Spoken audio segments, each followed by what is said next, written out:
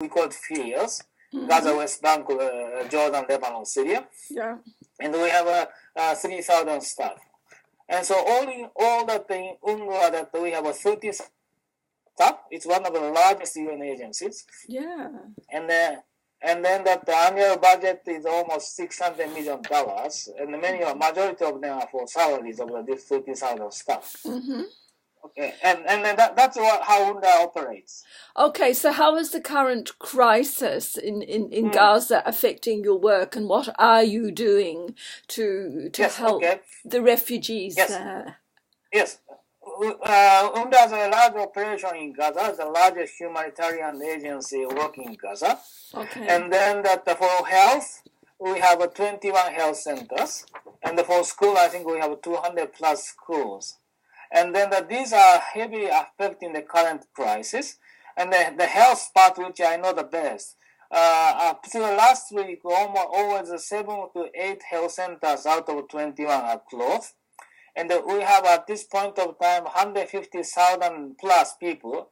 I don't see today's statistics, but around 80 plus health centers as shelters.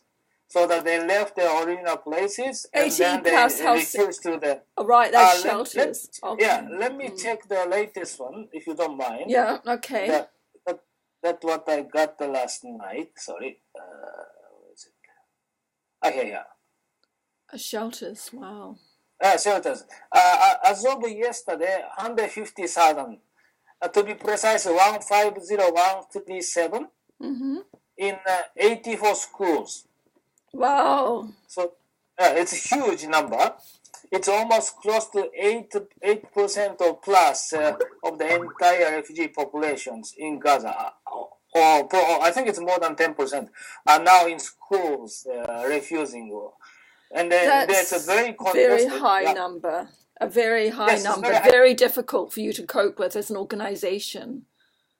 Yes, and then at the beginning, we planned for this, but it was totally overwhelming. If you see the increase of the refugee or displaced in the schools are drastically increasing, and then at the early days that we were totally overwhelmed. And they just came, left the homes, and they stay in the classrooms or some of them on the schoolyard and sleeping.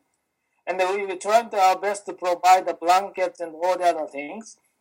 And then actually today, after this, I'm going to the airport in Jordan to receive the blankets. Others, it flew from Dubai. From Dubai, then, okay. The jumbo jet.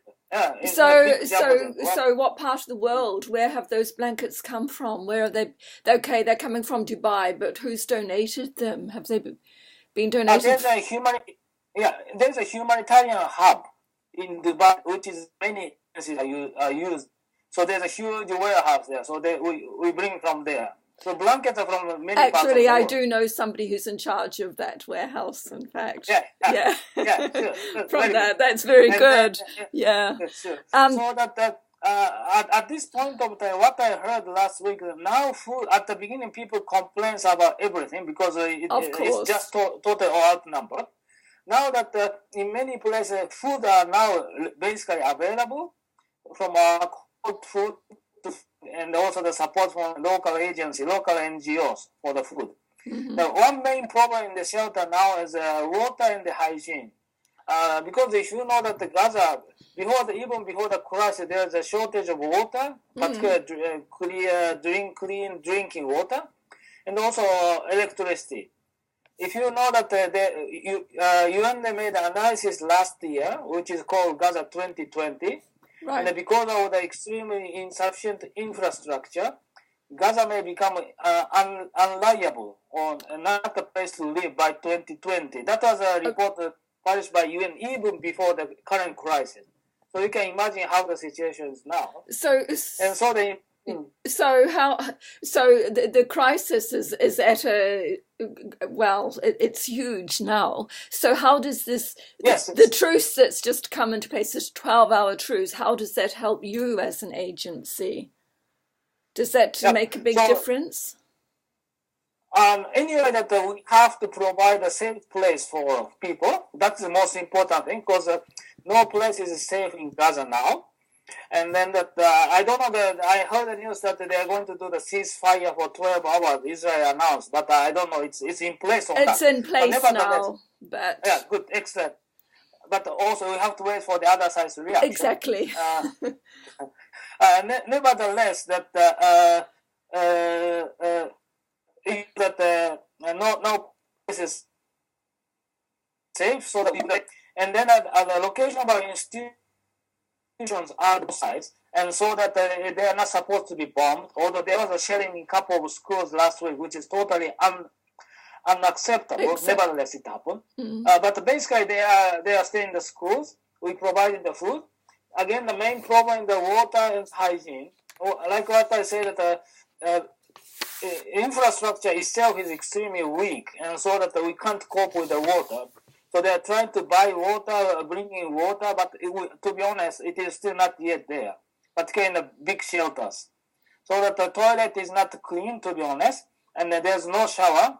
And then so that is extremely, and Gaza is on the coast, and so it's extremely out. So it is totally unfavorable place for people to stay. I hope when the time comes soon that they can go back to their home. But nevertheless, that's the situation. The other part is hygiene.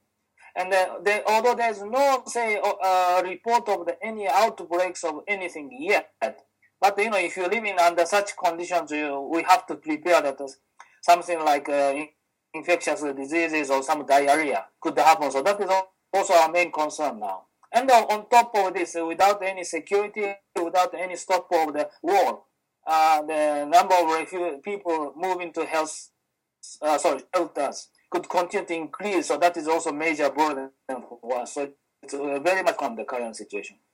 So there's no way you can increase the number of shelters. More people have to be crammed into the existing shelters. We have around 200 schools, so that it is possible to increase, but it's also depending on our preparation. Yeah. You can't simply open the school and go in. No, we have to prepare ourselves that once they go in, they can get the good services, at least minimum essential. And so actually number of shelters also increase along with the number of displaced. And I'm sure that they're going to increase, but how much longer we can continue if the war continues? Because anyway, that we have 1.2 million refugees in Gaza, and total population 1.7. And to be honest, that those who are in the shelters are both refugees and non-refugees, because we can't simply select any people who are seeking the health. But at the same time, in the very crowded areas, our shelter cannot accommodate all the needs. And unfortunately, last week, what I heard is that some people are staying nearby the shelter because they cannot go in because it's totally crowded. And so that's a very unfortunate situation. I'm very much concerned. So what would happen now what would happen to your agency if you had to deal with more problems, more conflict on the West Bank? Yeah, West Bank is also, I'm very much concerned the West Bank because the situation is as equal, it's quite, to my layman's English, it's quite bad. Yeah. And then that the crashes every night everywhere, and then people are extremely frustrated, tense, and of course it relates to the situation of Gaza because the fate of West Bank, somehow the fate of the current condition of West Bank rely on what's happened to Gaza. But nevertheless, people are extremely frustrated, extremely tense, and I think it's also boiling. I would say Gaza is like hell, to be sorry this expression, but West Bank is boiling. It's extremely boiling. So that's very much concern. So going back to Gaza, I was going to say, so what would happen if you had to? Would you ever be in a position of having to make a choice to give aid to Gaza or to the West Bank? Does it get to that position? No, what we are doing to Gaza is to make appeal for more support to Gaza. And that is interesting. Beginning of the last week, we made an appeal for $60 million. And then only after 3-4 days, we revised to adding another $55 million. So it's now $155 million. because the first one is based on the situation in the last week and $60 million. But within a couple of days, the conflict increased and the casualty increased and number of people displaced increased. So we have no choice but to increase the amount of our bill. So it's $115 million now. Mm-hmm. Majority are food and non-food items. Food for the shelters, non-food items like mattresses, blankets, and all the other things.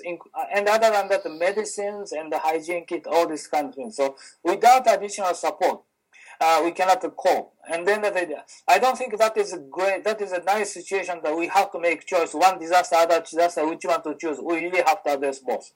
So is it possible for, if doctors around the world or other people around the world want to help, is there any way they can do that, or is that not something you encourage? It's always better I think the main concern in Gaza is hospitals, because primary health care, which we deal with, are important for any common illnesses. But at this time of sort of wartime, what is more important is the hospital, because that is literally the life-saving theater. And the problem in Gaza is that many hospitals are already malfunctional even before the war because of the shortage because of long time blockade that many equipments are already broken. And there's a shortage of medicine, so that they could not cope with it. And also that the number of specialists are very limited in Gaza. Now they are doing fantastic job to me. They are heroes. They're like Safe Hospital. They have only 2 shifts a day, and they're trying to cope with lots of increased casualties.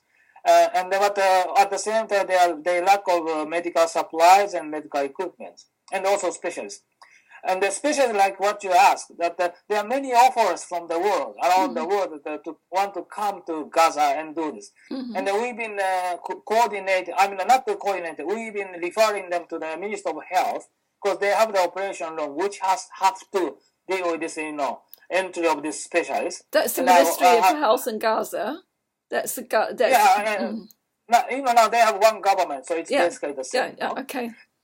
Yeah, and then even personally, I know that 5 people from I think Europe and the US are trying to go in, and then I refer them to the Minister of Health operation room so they can get the permission, and it's a bit from the Eretz, which is Israel side of entry, and then that's what we are doing, and because they really need more specialists, more doctors, and doctors are overwhelmed, tired, rightly, but still having a very high morale to trying to work. But nevertheless, it's not easy. It's not easy. About the medical supplies, this is also, I went last night to airport to receive medicines from the Dubai, which is bought by the WHO from this Her Royal Highness Foundation. And then there are another planes coming this afternoon. And also, so we are buying a lot. And on Sunday, that the Bahrain is going to send another flight to Amman. I think 3 flights with 40 tons each of all the medical equipment and medical supplies. If it's all arriving in Gaza, the current gaps of the medical supply will be solved. Quantity-wise, material-wise. Okay. But it's trying to deal with the shelters and the other issues. Yes, there are many programs. Yeah. I understand you've also introduced the UNRWA Family Initiative program. Yes. Can you? Okay. And then this is what we call family health team, and then it's a bit. We started in Gaza at first before the war. Before the war and even now, the main health program for Palestinian refugees are so-called non-communicable diseases, diabetes, and hypertension. And according to the World Health Organization statistics, probably 70 to 80% of causes of death for Palestinian refugees are non-communicable diseases. And so non-communicable diseases, which includes diabetes, cardiovascular, cancer, and chronic respiratory, lung diseases, are the main health problem in Palestine. And in general, it is not to say that the death of mother or death of babies during the course of delivery. That era is finished, and it's more in the non-communicable disease, like many middle-income countries. And then our challenge was that then how to address non-communicable diseases, particularly diabetes, hypertension, which we treat in the health center, in the 138 health centers. Excuse me. And then then we ask many questions. What is the best way to deliver this? And then what I learned is that the family medicine is the best way. And let me explain the situation like this. Before the start of the reform of the family health team, our health center has three services basically. One is the mother and child. Second is diabetes, hypertension. The third one is ordinary walking or general clinic. 3 services. And then if you go to any health center of ours, you have 3 rooms providing these 3 different services. And each room has different staff. And then on top of it, each room has different medical records. So if I go to health centers and if I become diabetes, I go to diabetes room and I have diabetes files. I don't get pregnant, but suppose if I get pregnant, I go to the mother and child room and there is a pregnant record for me. And if I get the call that I go to the other place in the general walking clinic, they have another. So in principle, there are 3 SATAs in the health centers. And this is a diabetes SATA, the pregnant SATA, and the common cold SATA. So it is a disease center delivery, service delivery. And this is not good for as a health at large, but in particular for the communicable disease. Non-communicable disease or diabetes, hypertension. Because it needs continuous care and it needs a holistic approach. For example, that in case of diabetes, hypertension, diet is one of the most important treatment in reality. But in this part of the world, or like my classical Japanese like me, I don't cook, and they don't cook. Male don't cook. It's the wife cooks, and that's a reality of the life. And so if I become diabetic, there's no sense that to tell me that you have to eat this, you don't need to eat this, or you have to eat that, because I don't cook. So the doctor have to tell to my wife, your husband should eat this, should not eat this. And that is the family health. So that the family health is the doctors and the families have a continuous relationship. So the doctor can provide the continuous care, holistic care to the entire family to address not only the medical part, also the behavior part. And the very first family health team of UNRWA actually started Beit Hanun, which is the battlefield now, totally unfortunately. And what they did in Beit Hanun, that they have 6 doctors in Beit Hanun. And so they divided 2 family health teams, 1 team for 2 doctors, 2 nurses, and 1 midwife. That's a composition they took. And then that they divided population into 3 geographical areas. So one team covers that area, the other team covers that area, the last team covers that area, and different areas. Area 1, 2, 3, and the team 1, 2, 3. It's allocated.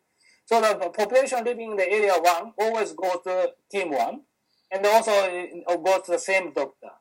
So that in health center there are team 1, team 2, team 3, and then it's allocated within the health centers. And it was fantastic. It was truly very good. What was good is firstly patients are very happy because they said to have the same doctor every time, they don't need to explain everything. They know each other. Their family knows each other. And it's a real world that one of the patients in early days I went told me that my doctor is Dr. Noor, and it's one of the doctors there. And it's a beautiful world to me. And then that also by dividing this, the health center head was extremely good one. He reorganized the health center. This is a team 1 area, team 2 area, team 3 area. And then one of the patients told me that first time I never get lost in the health center. So which means that whenever I come to health center, they go to team 1. The patient was for team 1 patient, so she simply went to team 1. Whatever the reason is, instead of trying to find where to go, just go to there. And that was very good. And then that for doctors and others, they are also very happy to see a family at large and every time see medically interested. And also what is interesting that each doctor now have a set number of patients, which is a very, very equal, fair to what they meant by in all days. The walking clinic doctors have the highest number because all the common cold, all these things, more than 120, 30 a day. While that mother and child doctor working in the mother and child clinic have the least number, usually 40, 50, because it's totally appointment basis, and then that they see only the sick mother and children, but non-sick nurse can deal. So some doctors are very high number, some doctors are very low number, so they are very not fair. After a family step, everybody has the same number. That makes also doctors happy, fair. Yeah. And then by doing this, we also introduce appointment system others, so doctors' workload reduced. So it was a very good one. And then the community was very happy. And I really still hope that the health center in Hanoi remained. They had and they brought the communities, and the community were very happy with this innovation. And there are lots of health signs, like, please don't smoke, or this is the side effect of diabetes, on the wall of the health center. Very nice paintings. So it was a quite good model. It happens almost 2.5 years ago. And then since then we've been converting many health centers gradually to this one. And at this point of time, if we exclude Syria, which we have 110 health centers, excluding Syria, we have almost 70 health centers converted to this one. And then, their target is by the end of the next year, 2015, we convert all the health centers, again, those outside Syria, to convert these family health team. So you were saying that you had found that the mother and child unit, the parenting unit, had actually had a fewer people. At times of conflict and stress, are you finding that's increasing, or what's the position with mental health and women and such like in those units? Yeah, sure. I've seen the one article that I got the interview recently, this PTSD and trauma. And then let me go back to 2012. There's a 1-week war in Gaza. And then what is, by the way, fantastic is that during that war, almost 70-80% of staff still came to health center and they work, even the bombardment time. So it's really admire them. And then so after the end of the war, I went to Gaza. And then I visited health center. It's primarily to say that thank you very much for your fantastic work during the war. And then I learned that I saw that some mothers gathering together, and then one of the nurses are explaining something. Of course, it was in Arabic, so I didn't understand. But what I noticed, the mothers are very seriously listening. Everybody was listening very seriously and raised questions. We often do the health education for the mothers are waiting outside the clinic, outside the room. But usually many people don't listen on somebody just sleeping or somebody listening. It's like this. But at that time, everybody was serious.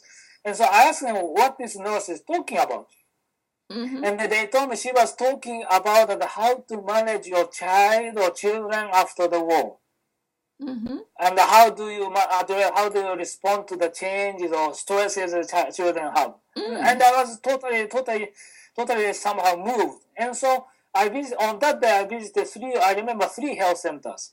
And intentionally I went to the mother and child clinic, which is basically for the antenatal, postnatal care and the vaccination, the immunization, right? Yes. And then I met almost dozens of mothers who brought their children for the vaccination or something. It's not for the illnesses, but for the routine vaccination, the follow-up. And I asked almost dozen of mothers, and without exaggeration, all of them told me that my children are different. My child is different now. It's almost 1 month after the end of the 2012 war. Yeah. And then they told me that my kids don't sleep, my kids don't eat, my kids don't speak, or cry at night wetting, or holding her mother tight, something like this. Yeah. And then we review the statistics, and it's true that we provide a psychological trauma and the PTSD care because we have a counselor in health center. The number is doubled after the war, and particularly among youth, young children, so seeking care for the PTSD and the psychological trauma. So it is a major problem. And so now I'm very much concerned about this, more than almost close to 3 weeks war, and what would happen after this. And because you remember that in Gaza, the situation itself, with or without war, is stressful. It's a blockade. Stressful. Yeah. And then that other example I can share with you that on my very first visit to Gaza, I visited the women's center, and there's a gathering of around 20 women, and then it's a sort of this debate club. And on that day, the topic of debate was gender discrimination. And it's all married mother. And then that I went in and asked, say hello, and then I asked that, how about gender-based violence or domestic violence? Is it predominant or do you have? And all the mother said yes, and it's not only physical but the verbal. I said, okay, I should be careful with my wife or something like this. And I said, what should I do? And I'm Satan from the health department. Is there anything I can do for you? And I said, shall I come to your house and beat your husband for you or something? Everybody laughed. That's okay. But everybody asked me the same question, same thing. When I ask you, what can I do for you for the domestic violence? Everybody asks the same question, same thing, which is give job to my husband. Give job to my husband. Oh, really?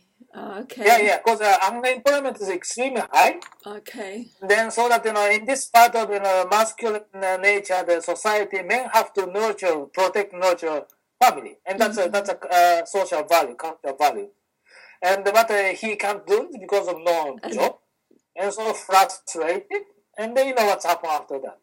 And so that is a general, very high employment, blockade, and very bad economy, and bad infrastructure. So it's totally frustrating. Probably people in Gaza are the most frustrated or traumatized population, a young population in the world. In the world. And then now, what's happening now? And after the war, and after this, and then I'm sorry to say, but many people saw the unbelievable miseries, or say like loss of their families, or loss of their friends or neighbors. I'm very much worried about the mental or psychological trauma. And then this is what we are discussing now, how we can prepare ourselves. Of course, hoping for the end of the war comes soon. But what we are going to bring the children back to the normal. I can't say normal, but a better situation mentally and psychologically after the end of the war. That is a major challenge now. Yeah. And then this is extremely, extremely important. Yeah. Okay. So moving on, you mentioned about the money that you were raising. You have already raised for Gaza. Was that the 60? Was that the flash appeal? That you... The first one 60. Ah, that's just different. Okay, 60 million. Yeah. And the second one is adding 55, so it's now 155. Okay. And so those funds will be going to bring in more supplies and generally to help people within those communities. Yes. Okay. Yeah. If you go to the website, there's a copy of the flash appeal, and you can see the budgetary breakdown of the 115. Yeah. It's basically largely for the support of shelters, including food and non-food items. Okay. Now, I've got one question from Humanitarian Manifesto in Saudi Arabia, in Jeddah, asking how the Arab world is losing out on reaching the Millennium Development Goals of improving maternal and child care due to the conflict. Okay. I think Arab world is a bit too diverse to generalize. I think. Okay. Yeah. Yeah. And there's a very wealthy Arab world and the least wealthy Arab world. So depending on this, I think in the middle income countries of Arab world, which is you may consider majority, I think the mother and child care progress is reasonably good, like Palestine, Jordan, Lebanon, Syria. They are on the good track. But there's some poor Arab world, low-income Arab world. That is a major problem, and particularly in the conflict.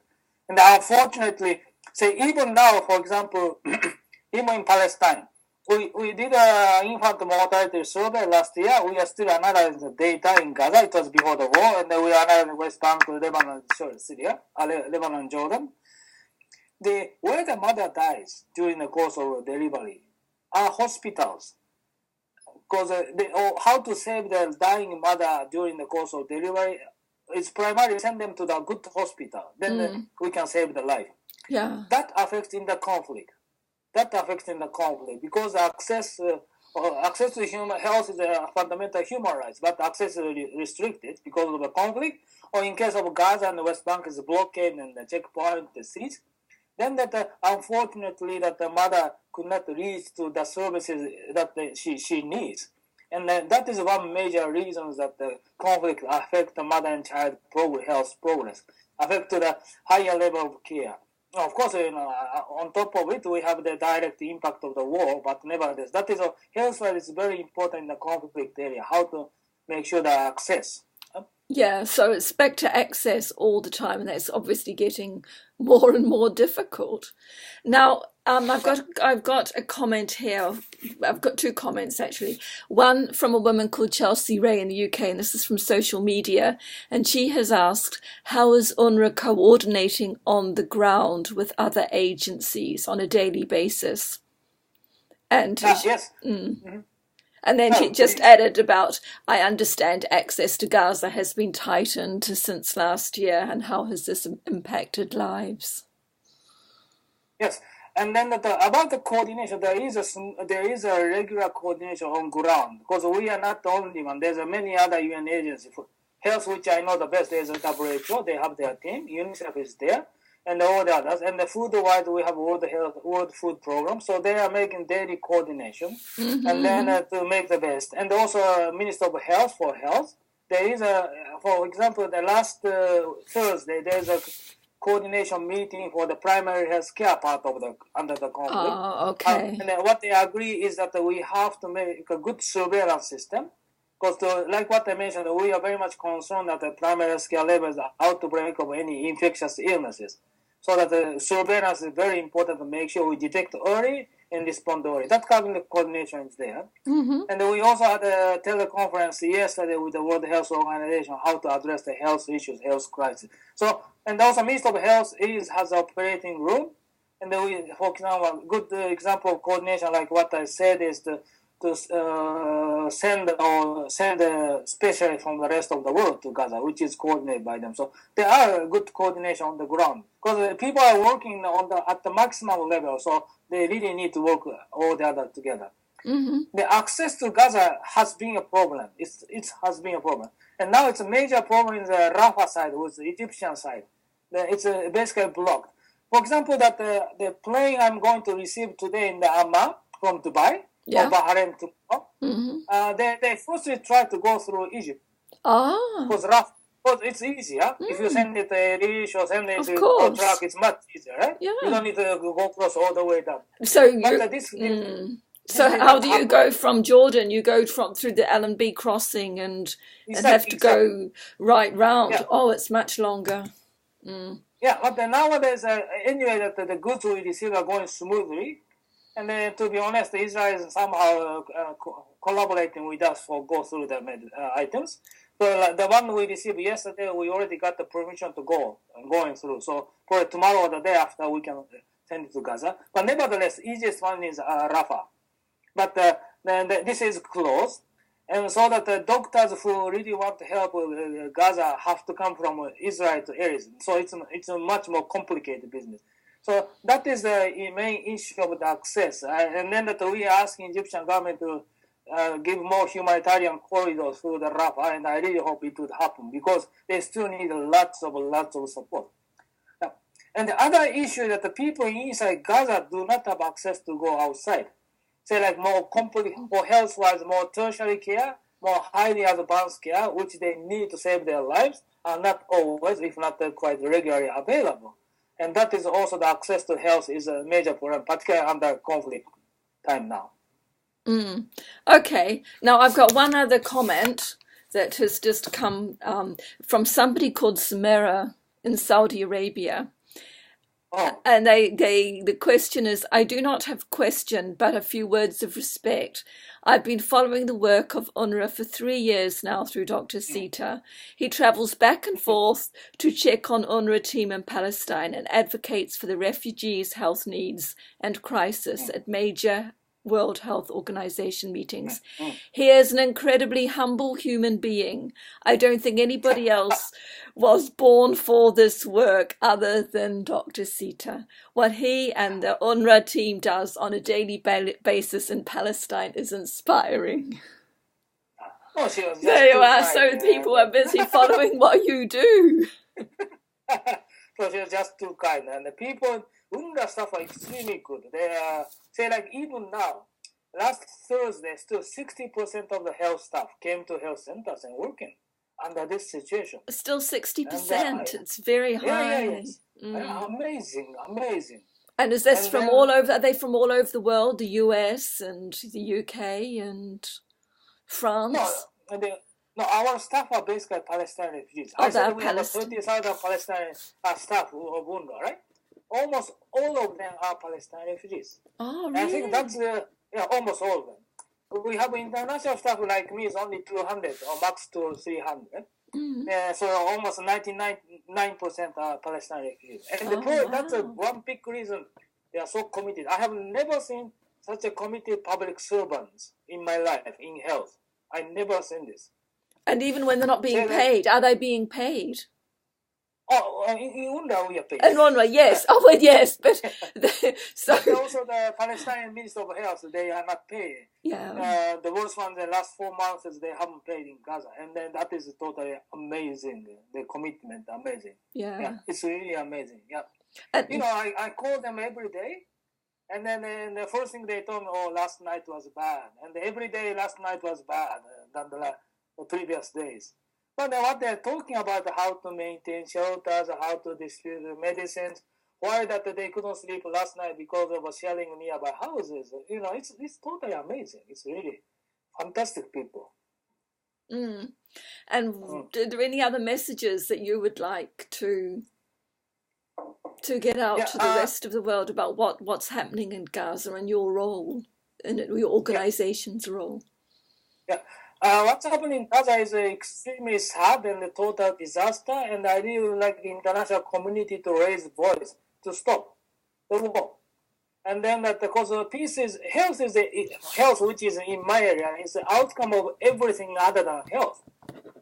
And then that the healthy life comes after the entire healthy society, and which is totally lacking. So what we are doing is, to me, to some extent, scratching the face.